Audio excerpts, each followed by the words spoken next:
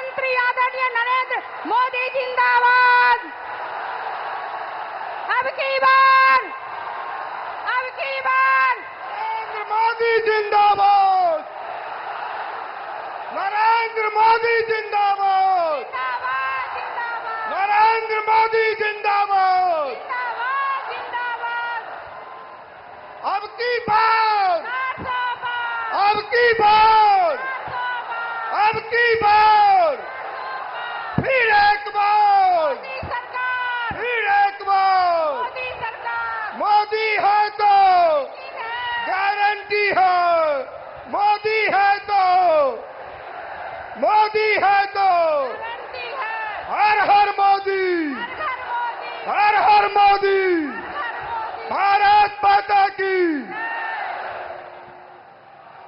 माननीय प्रधानमंत्री श्री आदरणीय नरेंद्र मोदी जी के आगमन पर जय श्री राम। मोदी मोदी मोदी मोदी मोदी मोदी। जय जय सिया राम। अब हम आमंत्रित करय चाहै छी दरभंगा संसदीय क्षेत्र के लोकप्रिय सांसद स्थानीय उम्मीदवार आदरणीय गोपाल जी ठाकुर जी से आग्रह करय चाहै छी जे देश के यशस्वी प्रधानमंत्री आदरणीय नरेंद्र मोदी जी का सम्मान मिथिला का पाग आ मखान का माला से करता।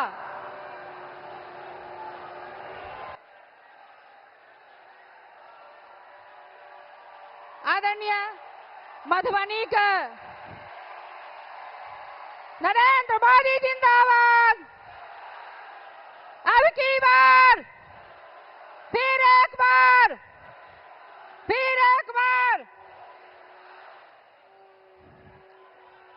प्रेम से बाजू धरती पुत्री माता जानकी की, धरती पुत्री माता जानकी की।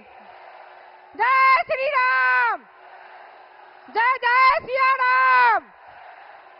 मोदी है तो अब हम आमंत्रित करे छी मधुबनी लोकसभा के आदरणीय प्रत्याशी आदरणीय अशोक यादव जी से आग्रह करे छियै जे आदरणीय प्रधानमंत्री जी का ओ मखान का माला से अंगवस्त्र से सम्मानित करतीन। अब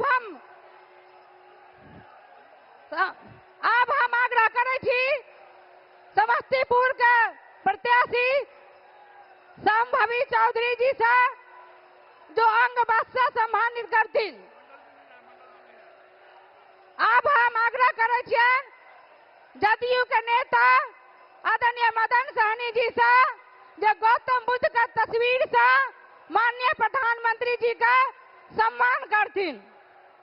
अब हम आग्रह करे छियन दरभंगा नगर के लोकप्रिय विधायक आदरणीय संजय सरावगी जी से जे सीकी के बनल राम सिया का चित्र से भेंट करतीन आदरणीय प्रधानमंत्री जी का। महिला का समूह श्रीमती स्वर्णा सिंह से आग्रह करब जे अंग वस्त्र देकर माननीय प्रधानमंत्री जी का सम्मान करतीन। महिला मोर्चा का प्रदेश महामंत्री मीना झा जी और धर्मशीला गुप्ता जी मछली का माछ पान और मखान मिथिला का प्रतीक चिन्ह पग पग पोखर मार्ग मचान यह थिक मिथिला का पहचान ऐसा सम्मानित करतीन। आप हम आमंत्रित करबन आदरणीय सांसद गोपाल जी ठाकुर का जे स्वागत में दो शब्द रखतीन। भारत माता की, भारत माता की। वंदे वंदे। नरेंद्र मोदी जिंदाबाद। नरेंद्र मोदी जिंदाबाद। नव भारत के विश्वकर्मा नरेंद्र मोदी जिंदाबाद। मंच पर हमरा सभक देशक यशस्वी प्रधानमंत्री नव भारत के विश्वकर्मा परम आदरणीय श्री नरेंद्र भाई मोदी जी का हम सब थपरी बजाकर स्वागत करी, जोरदार थपरी बजाकर आदरणीय प्रधानमंत्री जी का हम सब स्वागत अभिनंदन वंदन करी। बंधुगण, हमरा सबके सौभाग्य है जे नव भारत का विश्वकर्मा जिनकर हम सब प्रतीक्षा करे चलो जे आदरणीय प्रधानमंत्री जी के मिथिला भूमि पर जे 500 वर्ष बाद माता जानकी के वास्ते अयोध्या में जन्मभूमि पर भव्य और दिव्य मंदिर का निर्माण के बाद पहली दफे ऐतिहासिक राज मैदान दरभंगा जे मिथिला का प्रसिद्ध स्थान है ओहि में आयल था। पुनः एक बेर थपरी बजाकर जोरदार थपरी से आदरणीय प्रधानमंत्री जी का स्वागत करी, अभिनंदन करी, वंदन करी, चंदन करी। बंधुगण, आज तो बाबा कुशेश्वर नगरी से शंख वादन भी आदरणीय प्रधानमंत्री जी के जोरदार भर रहा है और घड़ी घंट भी बाज रहा है और सब माननीय मंचासीन सारा नेतागण मिथिला के परंपरा के अनुसार सबको स्वागत स्वाभिमान अभिनंदन करें। बंधुगण, आजादी के बाद जे प्रधानमंत्री नरेंद्र भाई मोदी मिथिला के दिलन, आज तक कोई प्रधानमंत्री मिथिला पर किनको नजर नहीं गए। मिथिला का बाढ़ और सुखाड़ में झोंक दिल गए। मिथिला के लोग प्लान कलक मिथिला का 88 साल बाद के कोसी महासेतु आदरणीय प्रधानमंत्री जी मिथिला के जोड़े के काज करें। आदरणीय प्रधानमंत्री जी दरभंगा में उड़ान स्कीम के तहत उत्तर बिहार के एयरपोर्ट तक के काज करें, एम्स दलन, IT पार्क दलन, तारा मंडल दलन और सुपर स्पेशलिटी अस्पताल दलन, गंगा पर आधा दर्जन पुल से उत्तर बिहार के जोड़े के काज करें और आज दरभंगा में 3600 करोड़ के लागत से अंडरग्राउंड गैस पाइप लाइन भी बिछ रहा है। जोरदार ताली बजना चाहिए, बाजत रहना चाहिए आदरणीय प्रधानमंत्री जी का अभिनंदन में। बिहार में यदि 177 किलोमीटर रेल निर्माण के बात करब तो दरभंगे में भेटल विश्व स्तरीय स्टेशन दरभंगे में।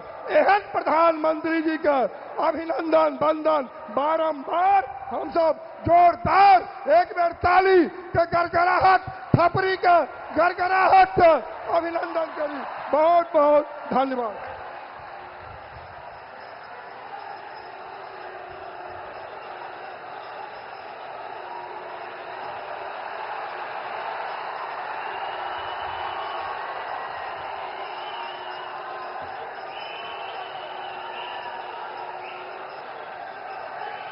राजा जनक,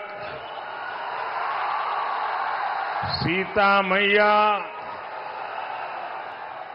कविराज विद्यापति के ई पावन मिथिला भूमि के नमन करे छी।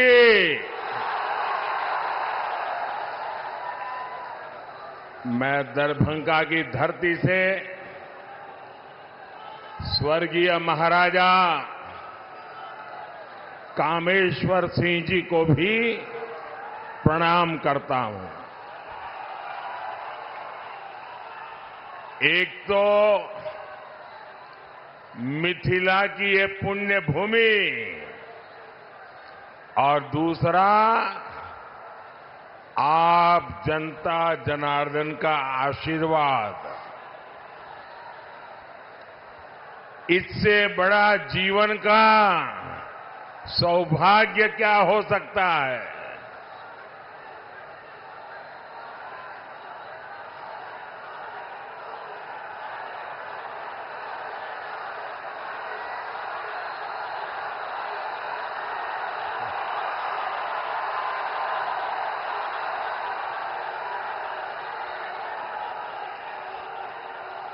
आप वो मोदी को कितना नचाओगे?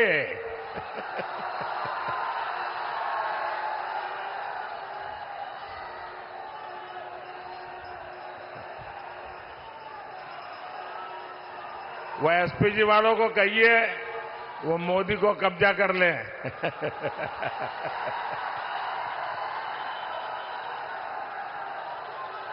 लेकिन बढ़िया बना के लाए हो आप।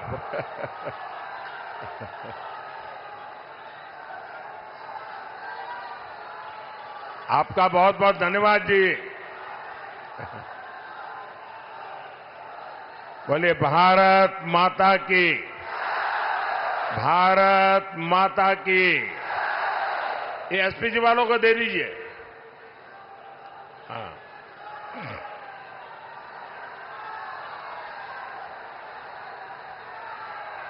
जय श्री राम, जय श्री राम। मैं आप सभी को अयोध्या में राम मंदिर के निर्माण की बहुत बहुत बधाई देता हूं।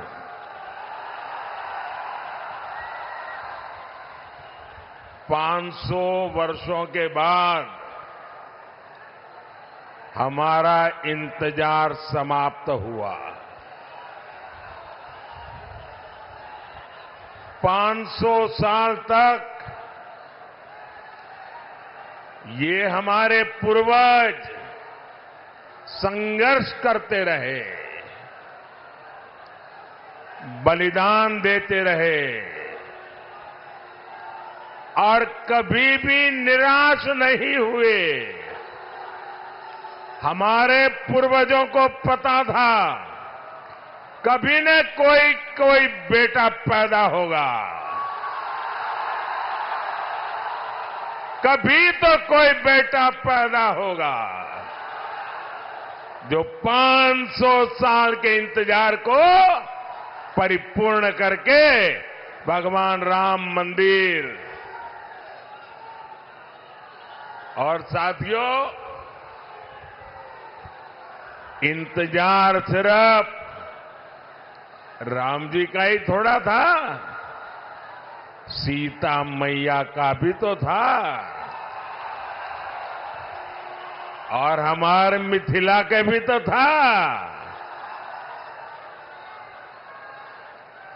हम अपने जीवन काल में ये शुभ समय देख रहे हैं। ये विश्वकर्मा भक्त आप नीचे रखो, पीछे लोग देख नहीं पाते। मैंने आपको देख लिया, सुखी रहो।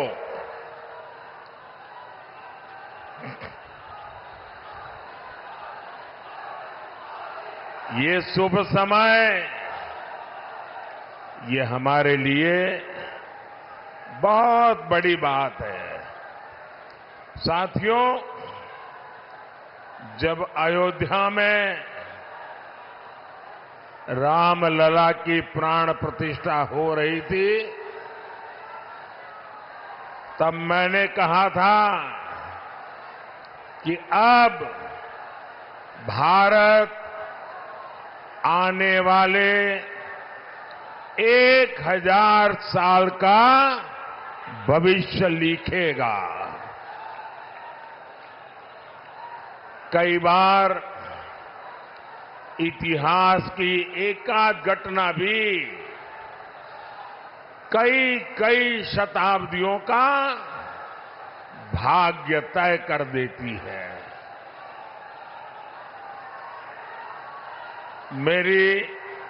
मेरी आप सबसे प्रार्थना है, देखिए जगह छोटी पड़ गई है, मैं जानता हूं आपको तकलीफ हो रही है। हो सकता है आप मुझे देख ना पाते हो, लेकिन उसके लिए हमें क्षमा करें। आराम से जहां है वहां खड़े रह करके मुझे सुनिए, और अगर आवाज कम करेंगे तो मुझे बोलने की सुविधा बढ़ेगी। तो आपके आशीर्वाद है, मैं बोलना शुरू करूं?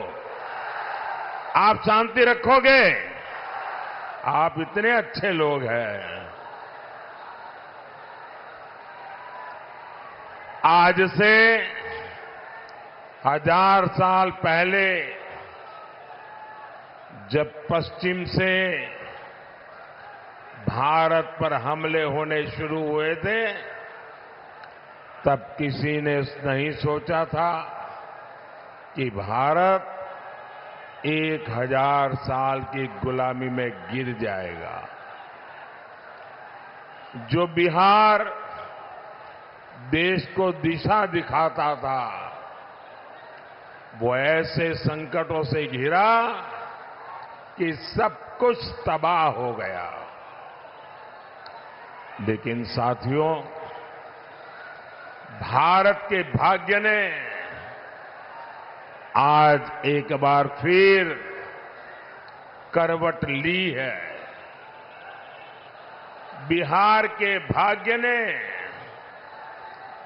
एक बार फिर करवट ली है। 21वीं सदी में ये कालखंड ऐसा आया है जब भारत फिर से अपनी सारी बेड़ियां तोड़कर उठ खड़ा हुआ है। आज भारत की दुनिया में जो साख है ना, वो नई ऊंचाई पर है। आज भारत चांद पर पहुंच गया है, जहां कोई नहीं पहुंचा।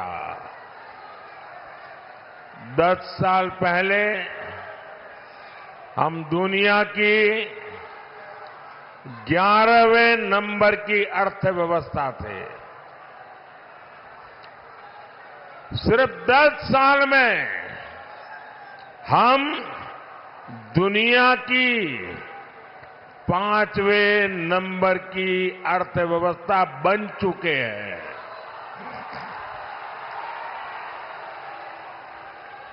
आपको कोरोना का समय याद होगा।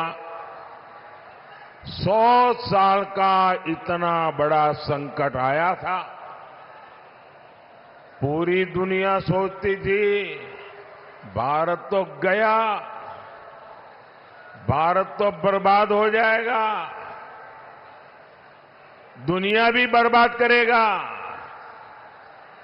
सब सोच रहे थे कि अब क्या होगा। लेकिन उस समय भारत ने दिखाया कि भारत का सामर्थ्य क्या होता है।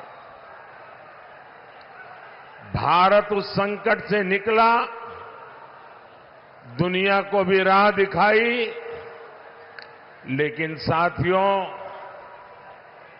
उस इतने बड़े संकट में बिहार के लोगों के साथ कांग्रेस और इंडी गठबंधन वालों ने जो किया, वो मैं कभी नहीं भूल सकता। दिल्ली में इंडी गठबंधन की सरकार थी, महाराष्ट्र में इंडी गठबंधन की सरकार थी, और इन लोगों ने बिहार के लोगों को उस संकट काल में वहां से साजिश करके भगा दिया, वापस भेज दिया था।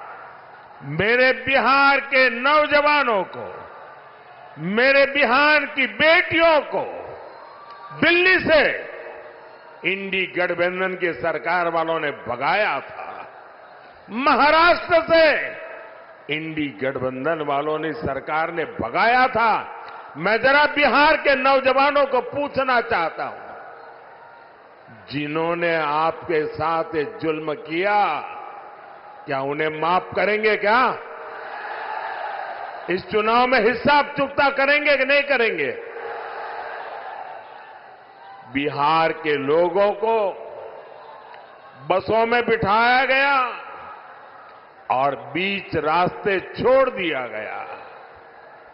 और आज यही इंडी गठबंधन के लोग आपसे वोट मांगने आ रहे हैं। क्या आप इंडी गठबंधन का इतना बड़ा गुनाह माफ करेंगे क्या? माफ करेंगे क्या? माफ करेंगे क्या? भाइयों बहनों, मैंने इस चुनाव में अगले 5 साल के लिए विकास का रोड मैप दिया है। मैंने 25 साल का विजन देश के सामने रखा है। लेकिन ये भी जरूरी है हम अतीत का भी ध्यान रखें। जैसे एक शहजादे दिल्ली में है, वैसे ही एक शहजादे पटना में भी है। एक शहजादे ने बचपन से पूरे देश को और दूसरे शहजादे ने पूरे बिहार को अपनी जागीर समझा है। इन दोनों शहजादों के रिपोर्ट कार्ड एक जैसे ही हैं। इनके रिपोर्ट कार्ड में सिवाय घोटालों और बेलगाम कानून व्यवस्था के सिवाय कुछ भी नहीं है। याद कीजिए कैसे बिहार में अपहरण उद्योग चलता था, कैसे बड़े बड़े घोटालों से बिहार के खजाने को लूटा जाता था, कैसे शाम होते ही हमारी बहन बेटियां घर से निकलने में डरती थी, कैसे नौकरी देने के पहले जमीन लिखवा ली जाती थी। साथियों, आज नीतीश जी के नेतृत्व में एनडीए सरकार बिहार के विकास के लिए दिन रात काम कर रहा है। हमारी प्रेरणा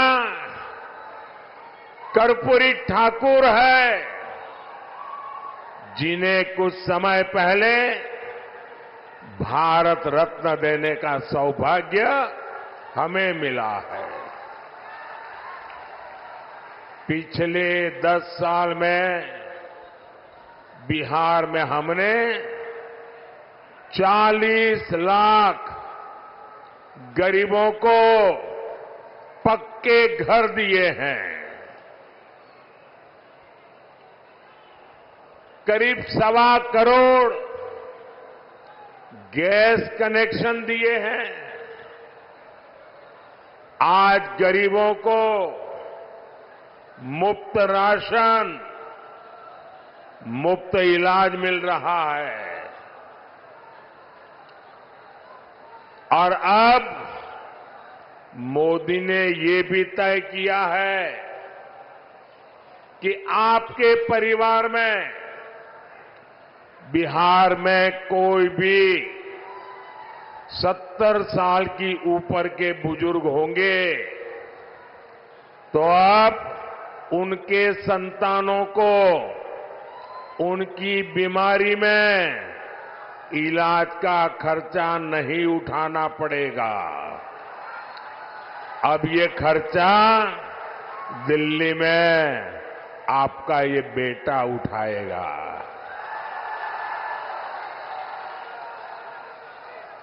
70 साल के ऊपर के हर बुजुर्ग को 5 लाख रुपए तक मुफ्त इलाज मिलेगा।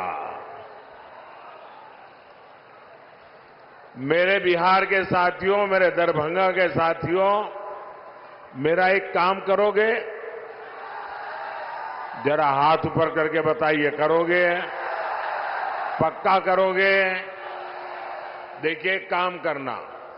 जब आए भी इन दिनों गांव-गांव जाते होंगे, मोहल्ले में जाते होंगे, छोटी छोटी बस्तियों में जाते होंगे, अगर वहां पर कोई परिवार ऐसे आपके ध्यान में आ जाए जिनको अभी पक्का घर मिलना बाकी है, गैस का कनेक्शन मिलना बाकी है, नल से जल का कनेक्शन बाकी है, आयुष्मान का कार्ड नहीं पहुंचा है, तो उनको कह देना कि मोदी जी की गारंटी है, 4 जून के बाद नई सरकार बनने के बाद हम 3 करोड़ नए घर बनाने वाले हैं। तो आप मेरी तरफ से उन सब परिवारों को गारंटी दे देना, मेरे लिए तो आप ही मोदी है। साथियों, दरभंगा का एयरपोर्ट हो, रेलवे स्टेशन हो, अमृत भारत ट्रेन हो, आधुनिक सड़कें हो, हर तरफ काम हो रहा है। दरभंगा एम्स की अड़चनों को भी दूर किया जा रहा है। साथियों, जब विकास की बुनियाद मजबूत होती है, तभी उद्योग और रोजगार पैदा होते हैं। यहां दरभंगा में आईटी पार्क भी बना, जिससे युवाओं के लिए नए अवसर पैदा होंगे। मिथिला में मखाना, लीची और आम खूब होता है। अच्छी सड़कों और इंफ्रास्ट्रक्चर से इसका एक्सपोर्ट दुनिया भर में बढ़ेगा। यहां के मखाने को दुनिया तक पहुंचाने के लिए हमारी सरकार ने मखाने को जीआई टैग दिया है। साथियों, हमने बिहार में महिला स्वयं सहायता समूहों को 42,000 करोड़ रुपए की सहायता बैंकों से दी है। 42,000 करोड़ रुपया। दरभंगा, मधुबनी में 11 लाख महिलाएं इन समूहों से जुड़ी है। दरभंगा में इन बहनों ने शिल्प ग्राम की शुरुआत भी की है। और आपकी मधुबनी की पेंटिंग का प्रचार तो खुद मोदी पूरी दुनिया में करता रहता है। आज आगे बढ़ती हमारी बहनों की ये खुशी, यही मोदी को मेहनत करने का हौसला देती है। साथियों, आपको पता है कि संविधान ने लंबी चर्चा के बाद हमारा संविधान बना, तब एक मुद्दे पर सबसे ज्यादा चर्चा हुई थी। बाबा साहब आंबेडकर थे, डॉक्टर राजेंद्र बाबू थे, देश के बड़े बड़े विद्वान थे और संविधान में धर्म के आधार पर आरक्षण देना कि नहीं देना, इस पर गंभीर चर्चा हुई।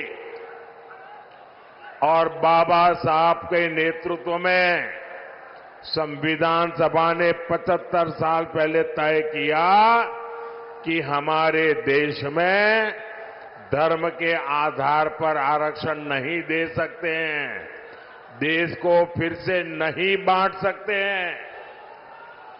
बाबा साहब आम्बेडकर ने इसके विषय में खुलेआम वकालत की कि धर्म के आधार पर आरक्षण नहीं होगा।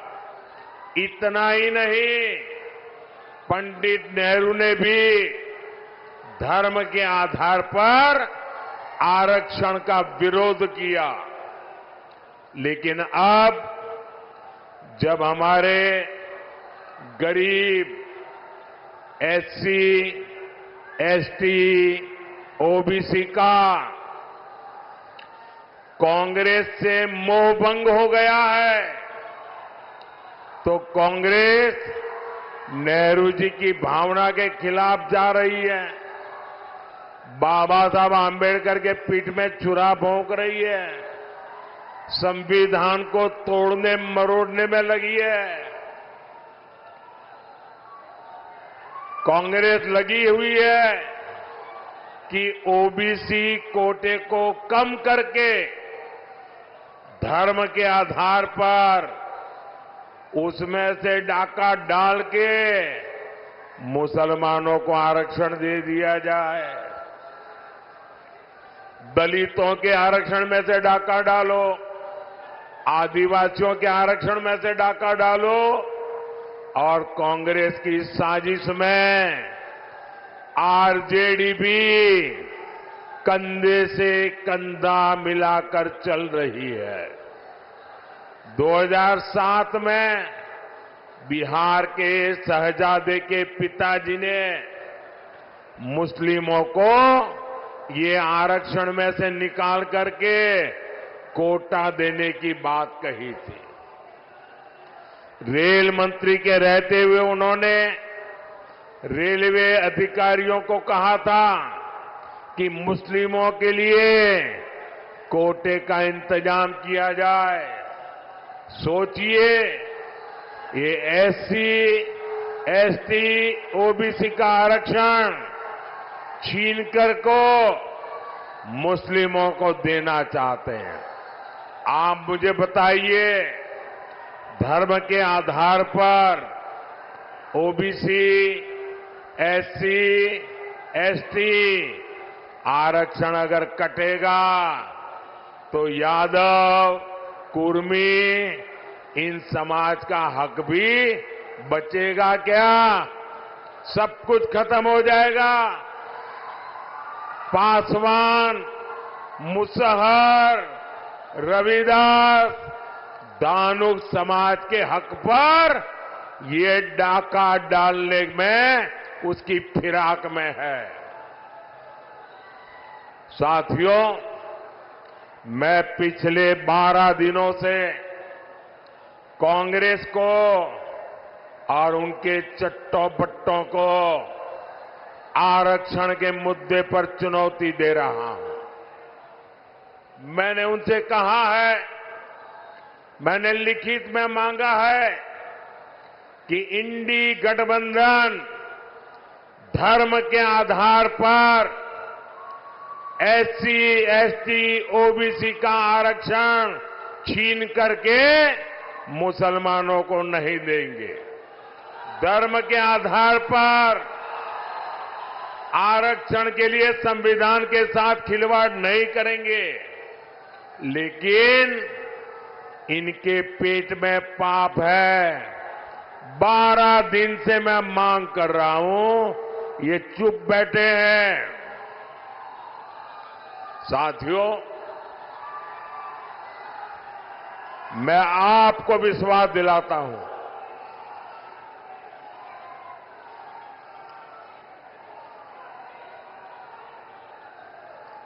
मैं आपको विश्वास दिलाता हूं, जब तक मोदी जिंदा है, जब तक मोदी जिंदा है, एससी, एसटी, ओबीसी के आरक्षण पर कभी भी मैं खिलवाड़ नहीं करने दूंगा। साथियों, मैंने जब से कांग्रेस आरजेडी के इरादों को बेनकाब किया है तो ये लोग बौखला गए हैं। अब आरजेडी ने ये गिनना शुरू कर दिया है कि सेना में कौन हिंदू है, कौन मुसलमान है, यही इनका असली चेहरा है। ये लोग समाज को बांटने के लिए, देश की एकता तोड़ने के लिए कुछ भी कर सकते हैं। मां भारती की रक्षा के लिए जो सीने पर गोली खाता है वो पहले भारतीय होता है। और ये आरजेडी के लोग उसे हिंदू मुसलमान की नजर से देखते हैं। मैं जरा हिंदू मुसलमान का बंटवारा करने वालों को पूछना चाहता हूं, क्या अब्दुल हमीद जी को हम सिर्फ इसलिए याद करते हैं क्योंकि वो मुसलमान थे? देश को इस दिशा में ले जाएंगे ये लोग। यही लोग सर्जिकल स्ट्राइक पर सवाल उठाते हैं, एयर स्ट्राइक पर सवाल उठाते हैं। यही लोग आर्मी चीफ को गाली देते हैं। आखिर किसको खुश करने के लिए किसके इशारे पर ये बोला जाता है? देश सब देख रहा है, जनता है, सब कुछ जानती है। देशवासी सब देख रहे हैं। साथियों, आरजेडी का इतिहास सामाजिक न्याय का मुखौटा लगाकर हमेशा तुष्टीकरण करने का रहा है। जब गोधरा में कार सेवकों को जिंदा जलाया गया था, तब रेल मंत्री ये शाहजादे के बेटे थे जो सजा काट रहे हैं और जमानत पे घूम रहे हैं। उन्होंने दोषियों को बचाने के लिए सुप्रीम कोर्ट के एक जज की कमेटी बनाई, बेनराजी कमेटी। सोनिया बहन का राज था ना, और इसलिए उन्होंने बेनराजी कमेटी बनाई थी। वो जज का नाम बेनर्जी था तो लोग बेनराजी बोलते थे। और उससे ऐसा रिपोर्ट लिखवाया कि 60 कार सेवकों को जलाने वाले निर्दोष छूट जाए। लेकिन ये रेल मंत्री जो अभी जेल में जिंदगी गुजारने के लिए मजबूर है, जमानत पे घूम रहे हैं, अदालत ने उनके इस रिपोर्ट को कूड़े कचरे में फेंक दिया और उन सबको सजा सुनाई। फांसी तक की सजा हो गई। पूरी दुनिया को पता था कि कार सेवकों को जिंदा जलाया गया था, लेकिन तब फर्जी जांच रिपोर्ट बनवाकर कार सेवकों पर ही दोष मढ़ने की साजिश रची गई थी। यही इनका इतिहास है, यही इनकी सच्चाई है। साथियों, हमें बिहार को लालटेन के दौर में वापिस नहीं जाने देना है। अभी आपको पता होगा, ये शहजादे दिल्ली वाले एक नई बात लेके आए हैं। आप मुझे बताइए भाइयों बहनों, हमारे परिवार में जो माता पिता होते हैं वो मेहनत करके कुछ न कुछ बचत करते हैं कि नहीं करते हैं? कुछ न कुछ बचाते हैं। उनके मन में रहता है कि एक छोटा सा घर बना दो, बच्चों को काम आ जाएगा। एक छोटी सी गाड़ी ला दो, बच्चों को काम आएगी। खेत खरीद के रखो, बच्चों को काम आएगा। हर माँ बाप के मन में ये इच्छा रहती है कि वो अपने मरने के बाद बच्चों को कुछ न कुछ देकर के जाए। हर माँ बाप की इच्छा रहती है। अब एक कांग्रेस ऐसा कानून बनाना चाहती है कि दिल्ली में उनकी सरकार बनेगी तो आपके माँ बाप ने जो कमाया है वो अब आपको नहीं मिलेगा। आपके पिताजी अपना 10 एकड़ का खेत होगा तो आपको नहीं दे पाएंगे। 2 घर है तो नहीं दे पाएंगे। आधा ये इनकी सरकार छीन लेगी। 55% विरासत पर टैक्स लगाने का ये फतवा लेकर के आना चाहते हैं। क्या आपकी मेहनत की कमाई किसी सरकार को लूटने देंगे? किसी सरकार को लूटने देंगे? ये कांग्रेस वालों को लूटने देंगे? ये आरजेडी वालों को लूटने देंगे? और इसलिए भाइयों बहनों, आपका भविष्य बचाने के लिए, आपके बच्चों का भविष्य बनाने के लिए 7 मई को झंझारपुर में जेडीयू से प्रत्याशी श्री रामप्रीत मंडल जी आए हैं। 13 मई को दरभंगा में बीजेपी से श्री गोपाल ठाकुर जी और समस्तीपुर से एलजेपी की हमारी बेटी श्रीमती सांभवी चौधरी जी, पूरे हिंदुस्तान की सबसे छोटी उम्र की बेटी चुनाव लड़ रही है। आप सब आशीर्वाद दीजिए। ये हमारी बेटी तो जीतनी ही चाहिए। 20 मई को मधुबनी में बीजेपी के श्री अशोक कुमार यादव जी को, ये हमारे इन सभी साथियों को भारी संख्या में वोट दीजिए। और जब आप उनको वोट देंगे ना तो ये वोट सीधा सीधा मोदी के खाते में जाएगा।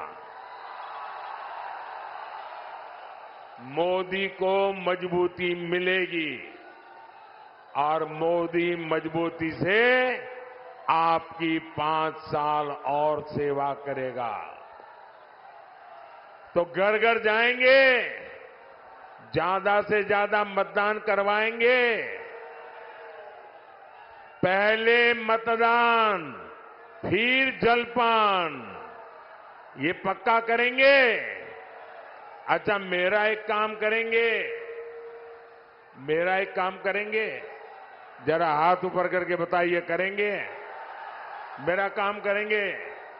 यहां से जाने के बाद हर घर जाना, घर घर जाकर के कहना कि अपने मोदी जी दरभंगा आए थे और मोदी जी ने आपको प्रणाम कहा है।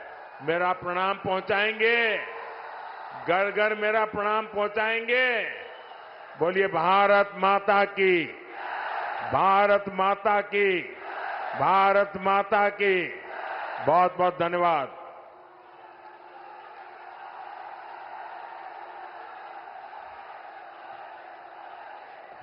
बहुत बहुत आभार माननीय प्रधानमंत्री जी के।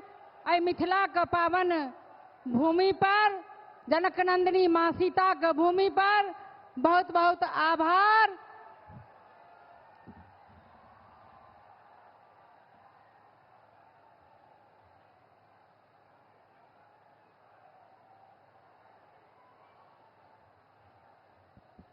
हमरा बीच में बिहार प्रदेश का यशस्वी अध्यक्ष आदरणीय सम्राट चौधरी जी आ भारतीय जनता पार्टी के वरिष्ठ नेता स्वास्थ्य मंत्री आदरणीय मंगल पांडे जी हमरा बीच उपस्थित भेले था।